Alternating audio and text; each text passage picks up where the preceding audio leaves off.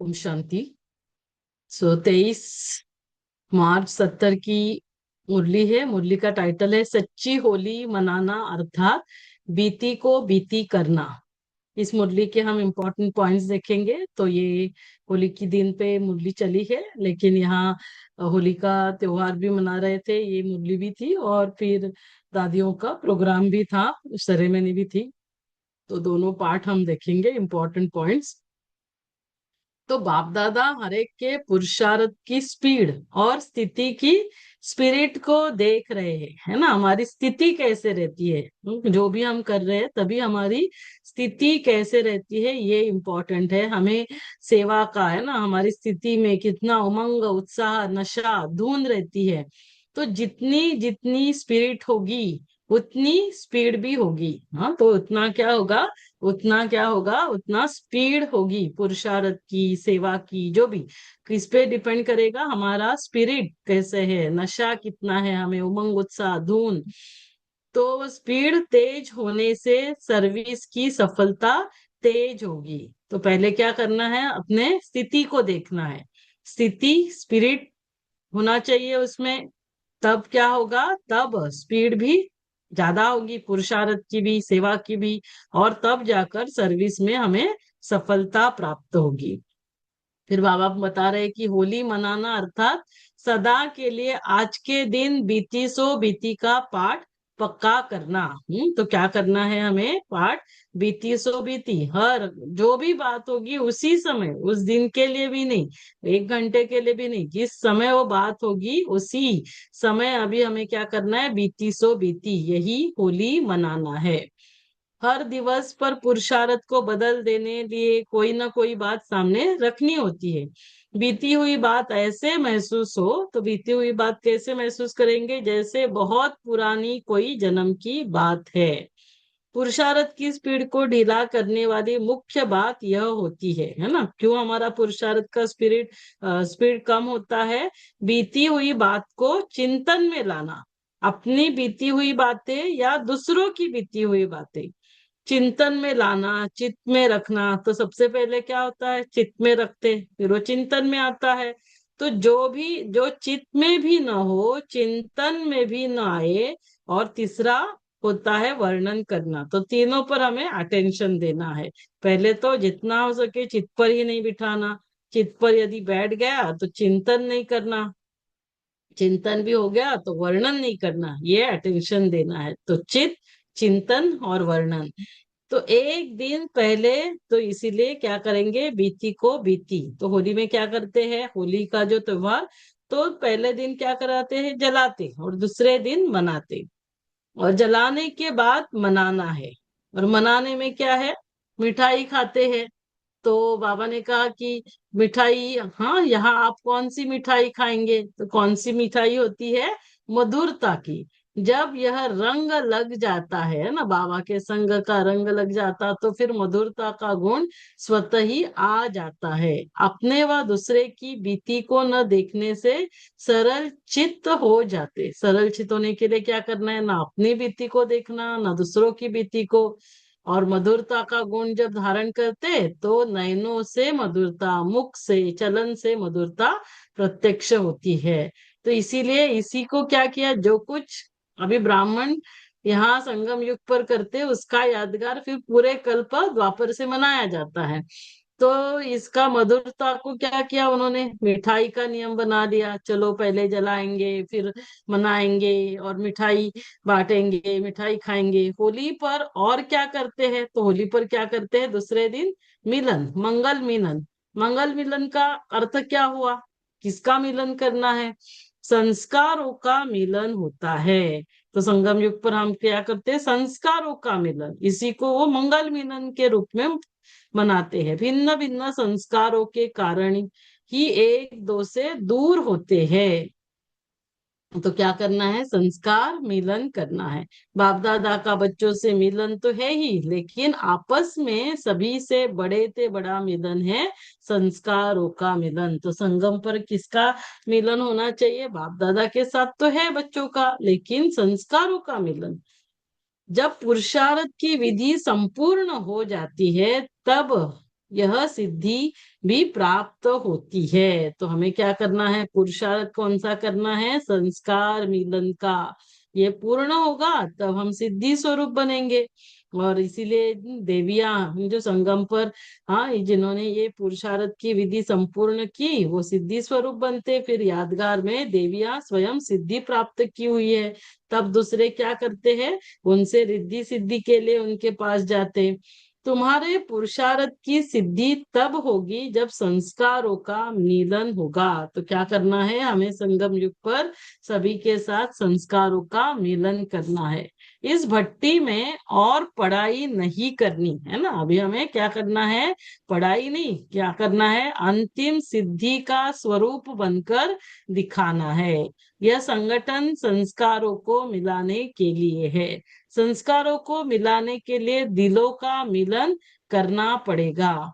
संस्कारों को मिलाने के लिए क्या करना है, तीन विशेष बातों पर अटेंशन रखेंगे। कौन से, बुलाना, मिटाना और समाना। यह तीनों ही बातें करनी पड़ेगी।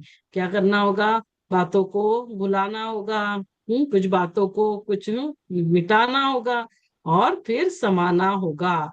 तब क्या होगा, संस्कार मिलन होगा। एक दो की बातों को स्वीकार करना और सत्कार देना। फिर जो भी एक दूसरे की बातें है उसे स्वीकार करो, सत्कार दो, तो फिर संपूर्णता और सफलता दोनों ही समीप आ जाती है। तभी संपूर्णता और सफलता समीप आएगी। एक दो को सत्कार देना ही भविष्य का अधिकार लेना है। तो अभी यहाँ पर हम सभी को स्वीकार करें, सत्कार दे, तो हम भविष्य का अधिकार ले सकेंगे।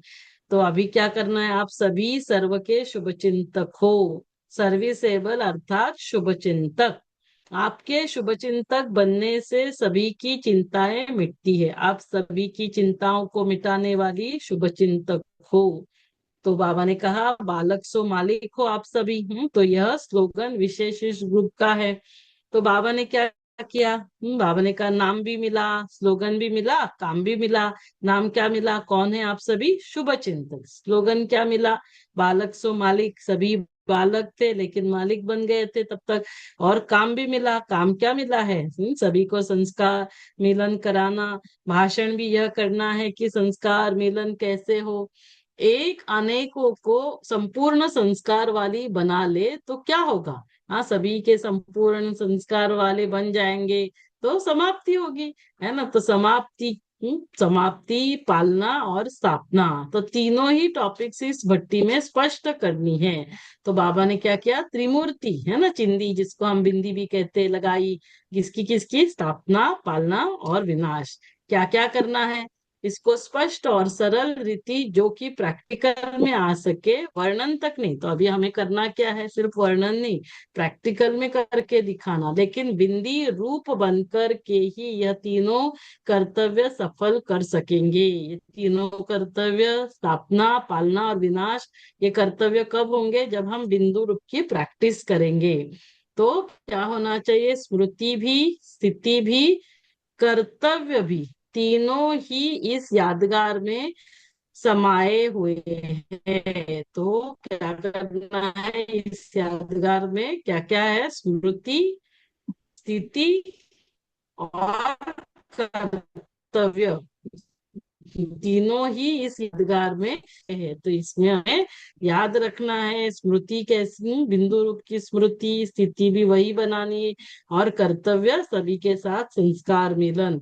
तो बाप दादा तो सभी को एक ही स्पीड में देख रहे हैं।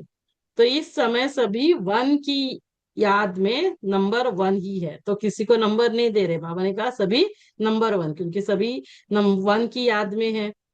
तो जब स्पिरिट में और स्पीड में इस ग्रुप के समीप आएंगे तब फिर आपकी भी सेरेमनी होगी। तो हमारी भी सेरेमनी कब होगी, जब स्पिरिट में और स्पीड में हम भी ऐसे बनेंगे। फिर हर एक बड़ी बहनों को बाप दादा चिंदी लगाए रूह हरियान करते गए। तो 8 बहनों को, है ना, बड़ी दादियों को, दीदियों को बाबा ने चिंदी लगाई। तो हर एक के लिए एक एक दो दो जो मेन बातें बाबा ने बताई वो हम सुनेंगे। पहले था मनमोहिनी दीदी, है ना, जो अव्यक्त हुए इसी मास में, जुलाई में।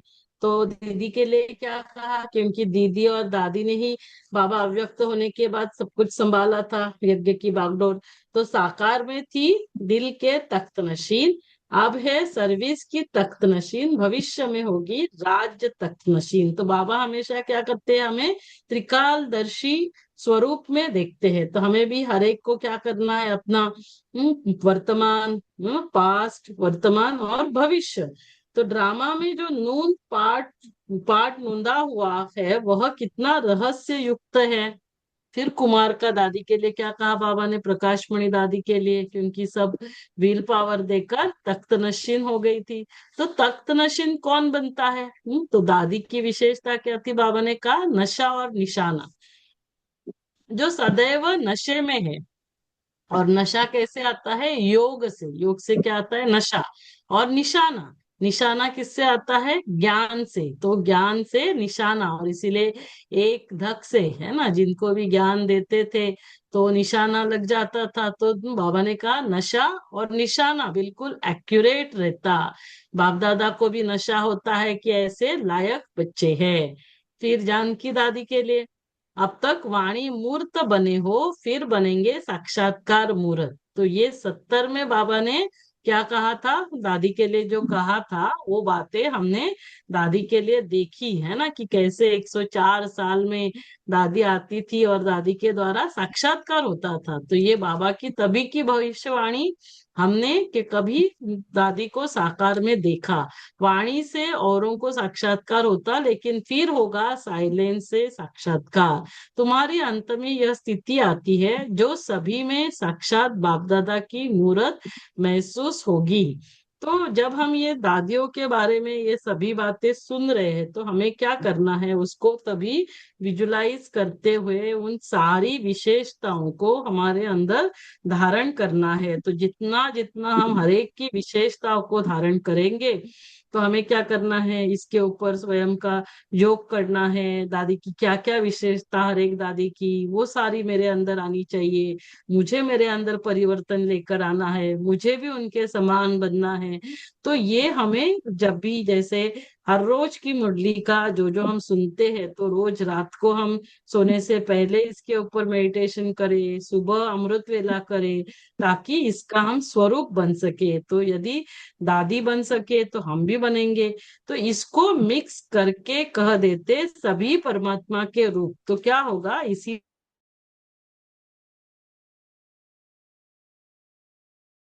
किसके द्वारा बाबा प्रत्यक्ष होगा। तो अभी हमें साक्षात्कार मूर्त बनना है।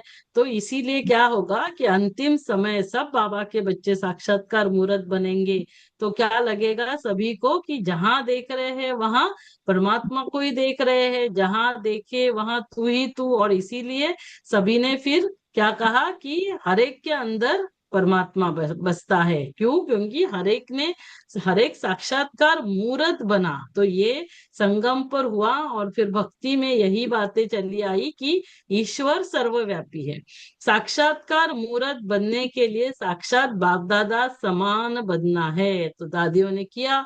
अब चेकिंग क्या करनी है, समानता की चेकिंग करनी। जितनी समानता उतना स्वमान मिलेगा।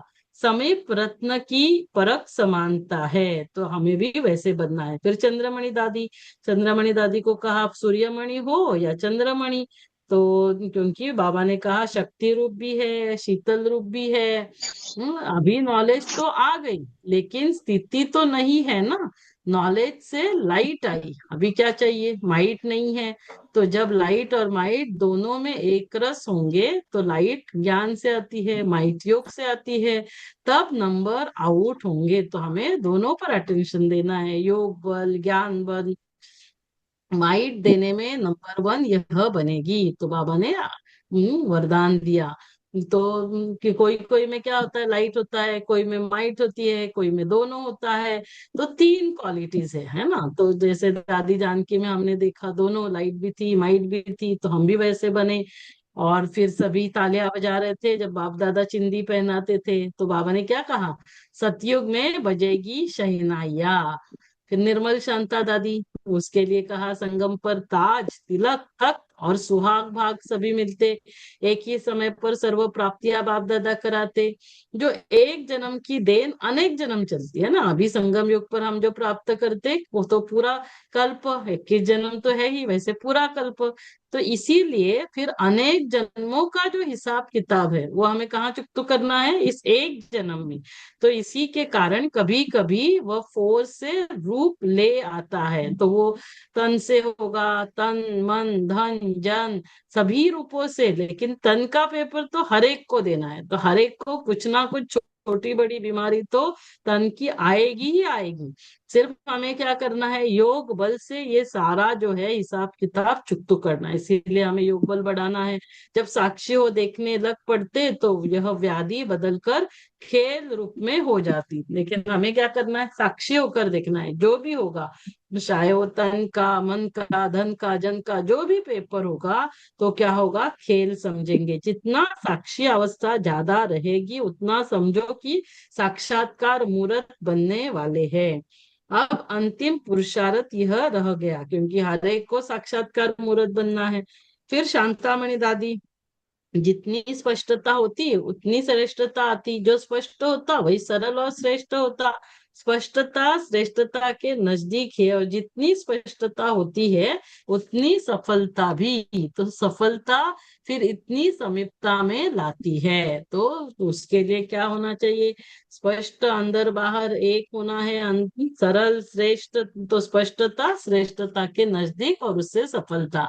तो आदि रत्न ही सृष्टि के कर्तव्य के आधार है, तो यही, हाँ, यज्ञ के शुरू में आदि रत्न थे, जो यज्ञ की स्थापना में निमित्त थे, आधार स्तंभ थे, और यही क्या बनेंगे, सतयुग की है ना, आदि में आधार स्तंभ भी इन्हों के द्वारा, एडवांस पार्टी के जो सतयुगी, जैसे ब्रह्मा बाबा सभी जो भी इस सृष्टि पर अवतरित होंगे वो इन्हीं के द्वारा अवतरित होंगे। फिर रतन मोहिनी दादी, स्नेही हो व सहयोगी, तो स्नेही और सहयोगी दोनों समान है, जितना जो स्नेही उतना सहयोगी बनता। तो स्नेह सहयोग और शक्ति तीनों की समानता होती है तब समाप्ति होती। तो हमें ये अटेंशन देना है, क्या करना है, अभी हमारे अंदर हमें स्नेह को भी धारण करना है, सहयोग को भी, और शक्तियों में भी विशेष कौन सी शक्ति, कल बाबा ने कहा था शिवरात्रि के ऊपर, संग की सहनशीलता की शक्ति। संगठन तो है, सहयोग भी है, स्नेह भी है, ये सारी शक्तियां हैं, लेकिन विशेष हमें सहनशीलता की शक्ति को धारण करना है। तो ये तीनों की समानता होगी तब समाप्ति होगी। एक है स्नेह का, है ना, फिर बाबा ने डबल ताज की बात की। तो यहाँ पर हमेशा तो हम क्या बोलते हैं, एक तो पवित्रता का ताज और दूसरा है सर्विस का, और यही फिर भविष्य में हमारे रत्न जड़ित ताज और क्या होगा, पवित्रता का। लेकिन यहाँ विशेष बाबा बता रहे क्या है, स्नेह का ताज, तो हमें वो भी धारण करना है। स्नेह का ताज सूक्ष्म है, जहाँ डबल ताजधारी बनते वहां भी डबल ताजधारी बनेंगे, जो कुछ यहाँ होगा वही वहां होने वाला है। और लास्ट मनोहर दादी से बात की बाबा ने, सर्व के स्नेही बनते हैं तो सर्व के स्नेह भी उनको प्राप्त होता है ना, स्नेह से स्नेह मिलेगा, सहयोग से सहयोग मिलेगा। तो स्नेही कौन बनेंगे, जो त्यागी होते, तो स्नेही बनना है हमें, स्नेह का ताज, तो हमें त्यागी बनना पड़ेगा। संकल्प में भी सर्व के कल्याण की भावना हो, तो हमें, हम सब कुछ सर्व सभी के लिए है ना, तो अपने लिए कुछ नहीं, सर्वस्व त्यागी बनना है, सिर्फ अपनी नहीं, सर्व के कल्याण की भावना। बाप दादा तथा सभी से सत्कार मिलता, सत्कार का अधिकार लेना, यह भी बहुत बड़ी बात है। अच्छा, ओम शांति। तो ये थी 23 फरवरी, 23 मार्च 70 की मुरली, सच्ची होली मनाना अर्थात बीती को बीती करना, उस मुरली के इम्पोर्टेंट पॉइंट्स। ओम शांति।